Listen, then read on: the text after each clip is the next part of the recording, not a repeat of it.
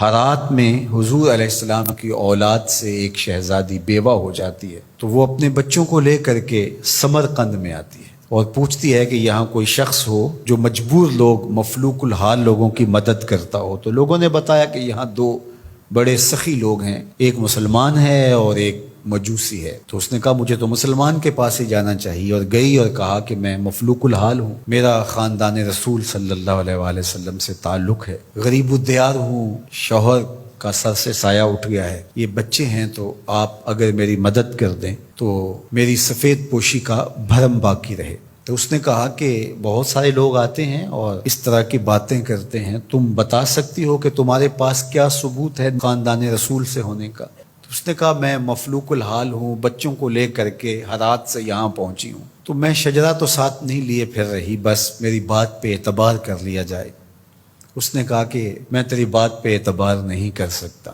خیر وہ وہاں سے اٹھی اور اس مجوسی کے پاس چلی گئی اور اس کو جا کے بتایا کہ مفلوک الحال ہوں، یہ میرے چھوٹے یتیم بچے ہیں، میں رسول کریم صلی اللہ علیہ وآلہ وسلم کی اولاد سے ہوں، تو آپ اگر میری مدد کر دیں۔ تو اس نے انتظام کر دیا ایک چھوٹے سے گھر کا، اور جو ضروریات کی چیزیں تھیں وہ باہم پہنچا دیں۔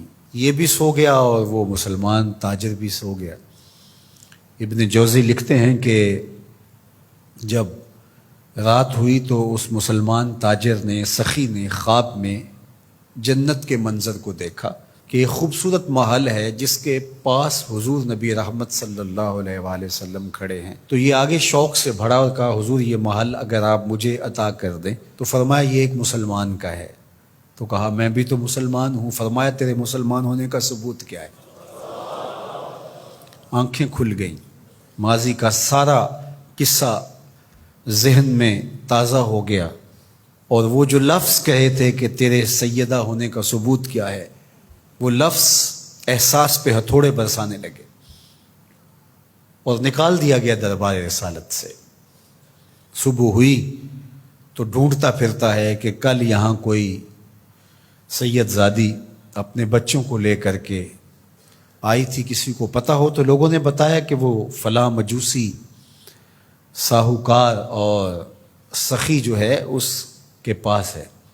تو وہ گیا اور دروازہ کھٹکھٹایا اور قدرے وسیلے انداز میں کہنے لگا کہ ہمارے نبی کی بیٹی ہے اور آپ کو حق نہیں پہنچتا ہے، ان کی خدمت ہمارا ہی حق ہے، بلکہ کہا 300 دینار لے لو اور جلدی کرو ہمارے سپرد کر دو۔